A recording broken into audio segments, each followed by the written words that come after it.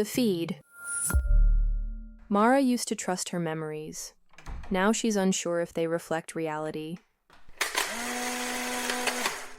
It started with the photograph. She was scrolling through an old personal folder at work.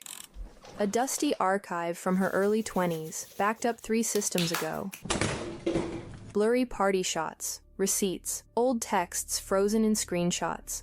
And then she saw it. A picture of her and someone else. Oof. A woman with dark, laughing eyes, an arm around Mara's shoulders. They were sitting on a blanket, near water. Light hit their faces like it was early evening in late spring. The metadata said it was from 8 years ago. Only Mara had no memory of that day. No recollection of the woman.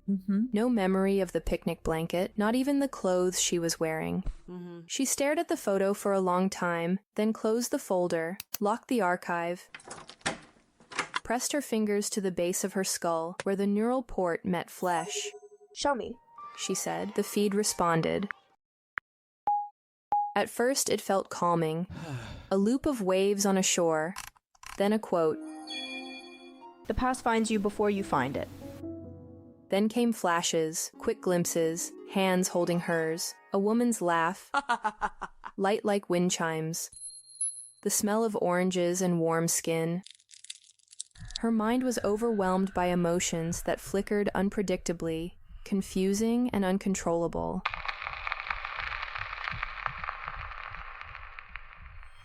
But still, no narrative, no anchor. Were these real memories, or just the photo making her feel things? Maybe the feed was giving her what it thought she wanted. That night, Mara stayed in the dim archive center, long after closing. There was something in her that felt disconnected. If the feed could copy memories, if it could create emotions from things that never happened, what else could it change? That night, she dreamed. Only it didn't feel like a dream. It felt like playback. She was in her mother's kitchen.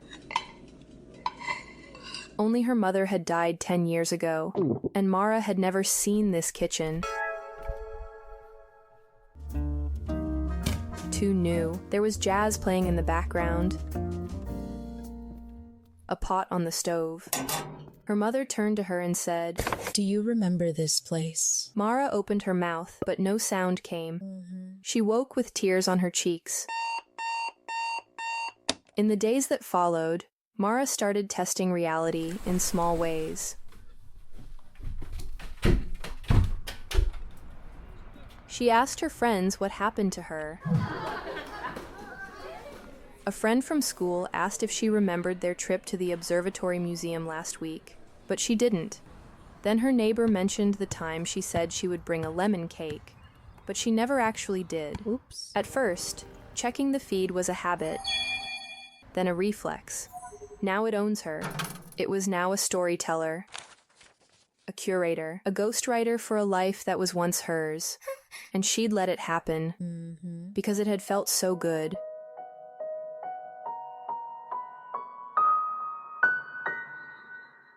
That was the intention. The algorithm didn't rewrite reality. It reflected what she already felt. Over time, she awakened to the distortion.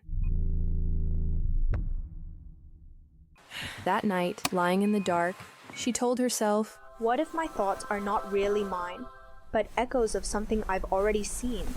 Fragments resurfacing only when the world nudges them awake." X-Frec Production.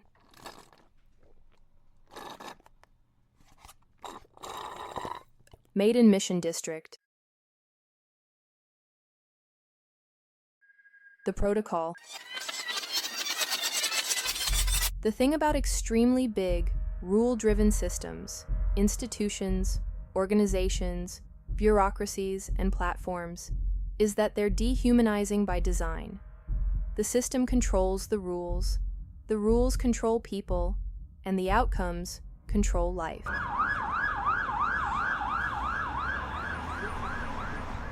They place them in plain sight, under boring names like diagnostics, or feedback until no one thinks to question them.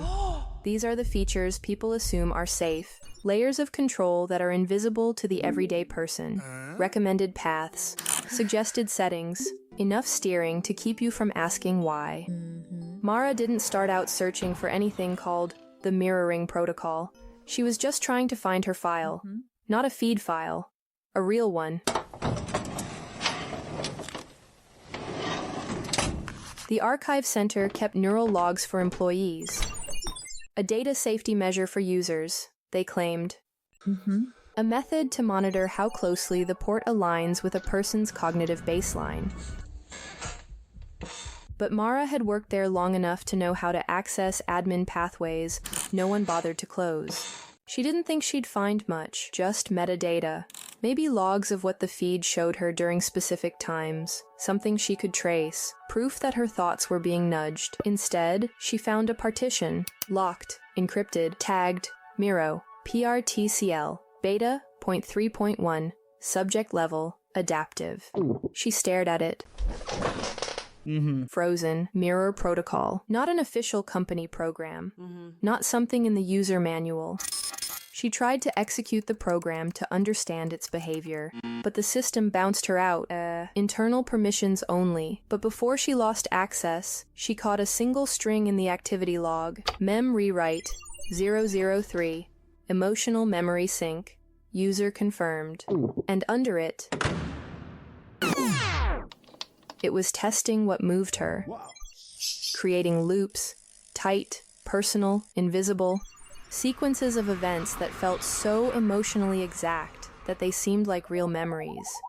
She leaned back, heart racing.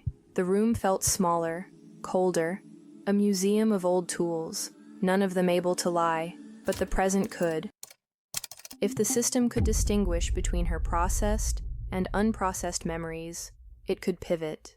Adapt, not just mirror her, but condition her.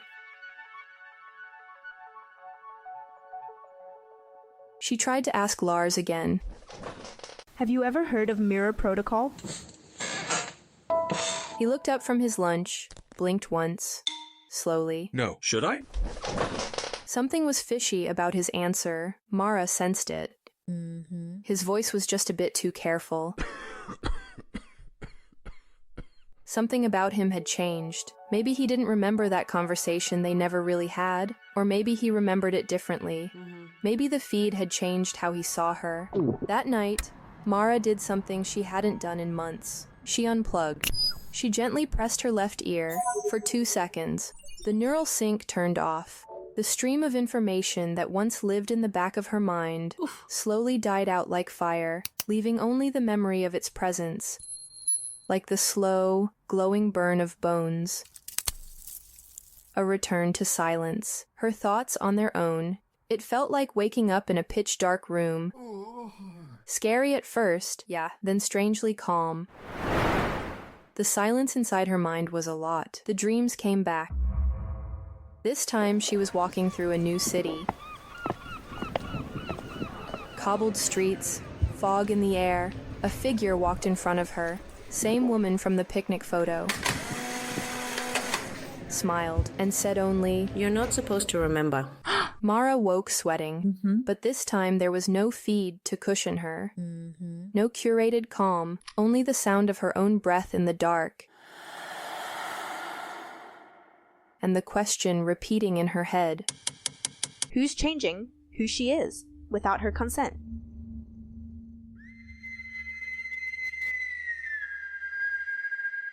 X-Frec production.